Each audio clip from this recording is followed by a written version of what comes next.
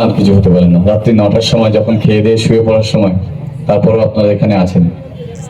মঞ্চে যারা উপস্থিত আছেন প্রত্যেকে আমার, যারা বয়োজ্যেষ্ঠ আছেন তাদের প্রণাম, যারা আমার বাকি বন্ধুবর আছেন তাদেরকে আন্তরিক অভিনন্দন। এবং আজকে সামনে যারা আমাদের আইএসএফ এর সবচেয়ে বড় শক্তি, সবচেয়ে বড় আমাদের সাহসিকতা, যাদের যাদের যাদের উপরে বেশ করে আমাদের এত সাহস আছে, তাদেরকে আমার আন্তরিক অভিনন্দন ও ভালোবাসা।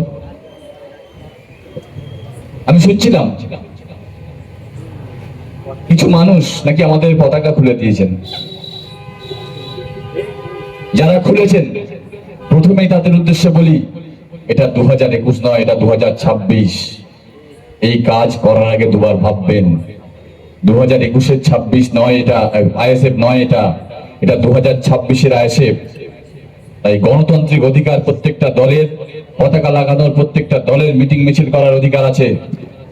আপনারা ভুলে যাবেন না, আপনাদের দিদিমণি আর এই রাজ্যে নেই। আর যদি মনে মনে গোপনে গোপনে জার্সি পাল্টে ফেলে মনে করেন ক্ষমতার দম্ভ 2021 সালে যেভাবে দেখিয়েছেন, 2026-এও ওই জোড়া ফুল ছেড়ে সিঙ্গেল ফুল, পদ্ম ফুলের জার্সি পরে নিয়ে একই জিনিস করবেন, সেদিন কিন্তু নেই। আর আবার বলছি, আপনারা সাবধান হয়ে যান।